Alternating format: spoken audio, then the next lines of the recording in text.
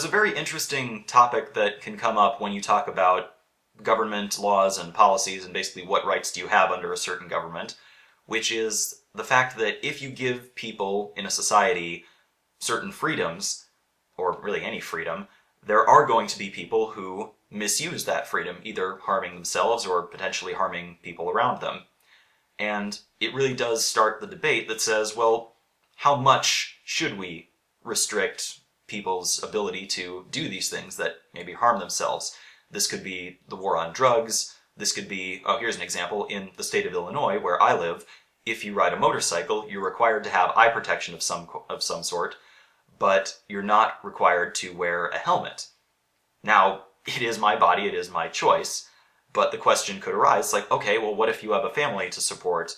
Are you should you be free to just like crash into a truck and kill yourself as opposed to just getting a broken arm or something? Or here's another thing, if someone accidentally hits you or bumps you off your motorcycle, a helmet could be the difference between that person being charged for, breaking your arm or involuntary manslaughter. And so in a very strict literal sense, there's no such thing as an action that doesn't affect someone else somehow. But one of the reasons I call myself a liberal is because, generally speaking, I think people should have these freedoms at the cost of the risk of them being abused. I think it is worth it. But, that's just me, and there's a lot of debate that can go on around that. In fact, there's an interesting kind of paradox of freedom, if you will, that was first pointed out to me by the YouTuber Honest Discussioner in a video where he talked about the burqa ban in France. Essentially, the idea is that if you allow women, to wear burqas, that's great for the women who want to wear them as an expression of their faith, but it opens up an opportunity for them to be forced to wear them by their friends and family, and that would be an abuse of that freedom.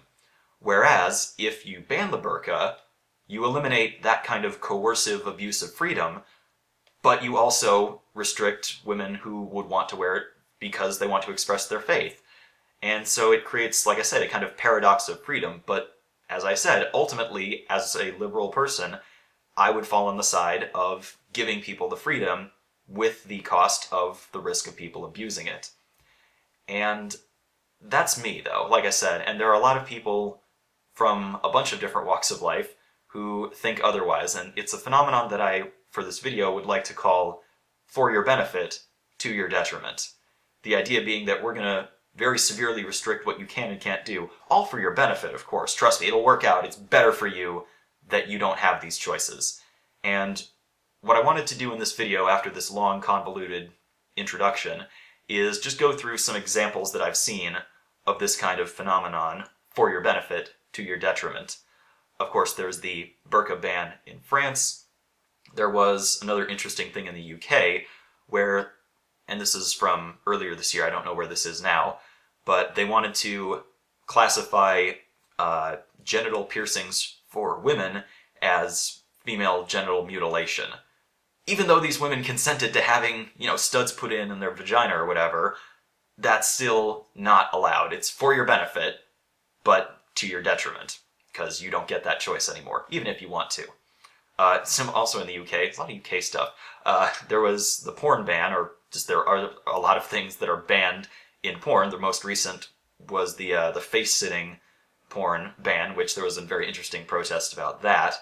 But yeah, it's for your benefit. This is all messed up. You can't see this. It's for the safety of the workers or whatever. But like I said, to my mind, it's to your benefit, to your detriment. I said that wrong. There was New York's famous attempt, New York State or City, one of those places here in the United States, their attempt to ban large sodas that happened last year in 2014, where the idea is that, well, we can't let people have these giant bottles of cups of soda because, they're going to destroy their health. We've got to protect them from themselves, essentially. Again, for your benefit, to your detriment. And I've also noticed this among sex-negative feminists. I've got a few examples of that here. There was this feminist, I'll link in the description, who said that women should dress modestly because it promotes rape culture or something, or if they don't, which kind of goes along with something Anita Sarkesian has said, where she essentially said that women's behaviors should be limited so that they don't accidentally perpetuate patriarchy. Here's the transcript of that whole thing. I'll leave that up for just a second. You can read it.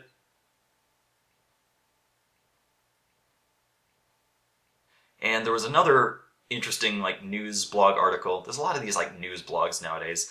Anyway, interesting article where the author said that cheerleaders should not do such sexual routines because it promotes, what was it, patriarchy, rape culture, one of those things.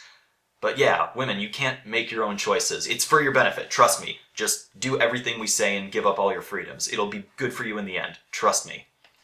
And yeah, on that note, just with the whole sex-negative feminism thing, it was interesting, which is, you talk about patriarchy and wanting to control women and limit what they can and can't do and think and say. But I would argue, based on these examples, with specific regard to feminism, that that's your patriarchy right there, this new wave of sex-negative feminism, and it has the perfect disguise. It calls itself women's rights and women's liberation. Thunders! You're the devil? It's always the one you least suspect.